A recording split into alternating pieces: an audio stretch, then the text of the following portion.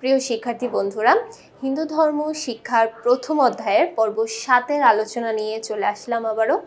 আজকে আমরা আলোচনা করব আমাদের এই গুরুত্বপূর্ণ টপিক ঈশ্বর সম্পর্কিত যে গীতি কবিতা আমাদের দ্বিতীয় পরিচ্ছেদের মধ্যে উল্লেখ করা আছে, সেই গীতি কবিতা থেকে কি বহু নির্বাচনী প্রশ্ন আসতে পারে সেই বিষয়গুলো নিয়ে আজকে আলোচনা করব। তো আজকের পর্বে আমাদের প্রথম যে প্রশ্নটা থাকছে সেটি হচ্ছে, আছো অনল অনিলে চির নভনীলে, এই কবিতাটির লেখক কে? দেখো, খুবই গুরুত্বপূর্ণ একটা প্রশ্ন। এই কবিতাটা কিন্তু আমাদের কবিতার কিছু অংশ বিশেষ আমাদের বইয়ের মধ্যে উল্লেখ করা আছে। তাহলে এই কবিতাটা কে লিখেছে? এই কবিতাটা লিখেছেন রজনীকান্ত সেন। তারপর থাকছে 187, পাঠ্যপুস্তকে উল্লেখিত রজনীকান্ত সেনের গীতি কবিতার মূল ভাব কি? অর্থাৎ রজনীকান্ত সেন যে কবিতাটা লিখেছেন, যে কবিতাটা আমাদের বইয়ে আছে, তার মূল ভাব কি, তার মেইন কথাটা কি বোঝানো হয়েছে? সেটা হচ্ছে, ঈশ্বর এই পৃথিবী সৃষ্টি করেছেন, ঈশ্বর সকল কিছুর মূলে অবস্থান করেন, ঈশ্বর সর্বশক্তিমান, ঈশ্বর সৌন্দর্যের পূজারী। এখানে যে কবিতাটা উল্লেখ করা আছে তার মাধ্যমে বোঝানো হয়েছে যে এই পৃথিবীতে যা যা কিছু আছে প্রত্যেকটা জিনিসের মূলে রয়েছেন ঈশ্বর। ঈশ্বর না থাকলে তার কোনোটাই কিন্তু হতো না। আচ্ছা, তারপর অনল শব্দের অর্থ কি?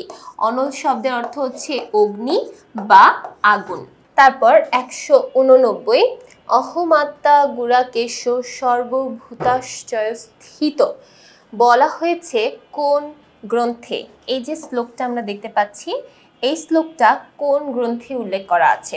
এই শ্লোকটা উল্লেখ করা আছে আমাদের শ্রীমদ্ ভগবত গীতায়। তারপর দেখো 190, আমি সকল প্রাণীর হৃদয় স্থিত আত্মা, কথাটি বলা হয়েছে কাকে উদ্দেশ্য করে? এই যে এখানে আমরা যে শ্লোকটা দেখতে পাচ্ছি তার অর্থটাই কিন্তু এটা, আমি সকল প্রাণীর হৃদয়স্থিত আত্মা। তাহলে এই কথাটা যেহেতু আমরা গীতার থেকে সংগ্রহ করছি, গীতায় কিন্তু সব কিছুই শ্রীকৃষ্ণ শ্রী অর্জুনকে বুঝিয়েছিলেন। তাহলে এই কথাগুলো কাকে উদ্দেশ্য করে বলা হয়েছে?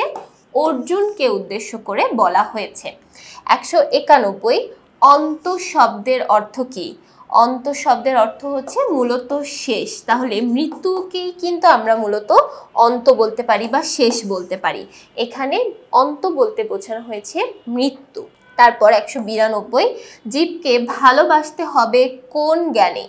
জীবকে ভালোবাসতে হবে ঈশ্বর জ্ঞানে, অর্থাৎ জীবের মধ্যে ঈশ্বর আছেন এই জ্ঞানে আমরা জীবকে সর্বদা ভালোবাসবো বা সেবা করব।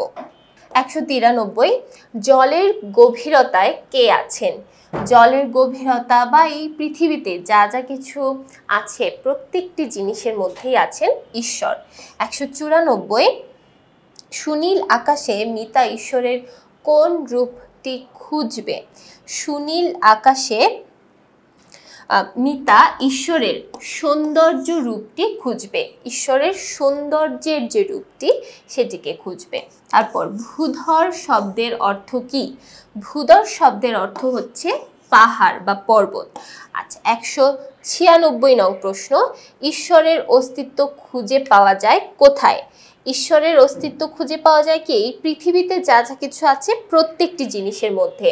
তাহলে কি হবে? পর্বতের চূড়ায়, জলের গভীরতায়, আকাশের সৌন্দর্য। এখানে প্রত্যেকটি অপশনই কিন্তু অ্যান্সার হবে। ঠিক আছে, তাহলে অ্যান্সারটা হবে কি? অ্যান্সারটা হবে এই যে অপশন নাম্বার 4।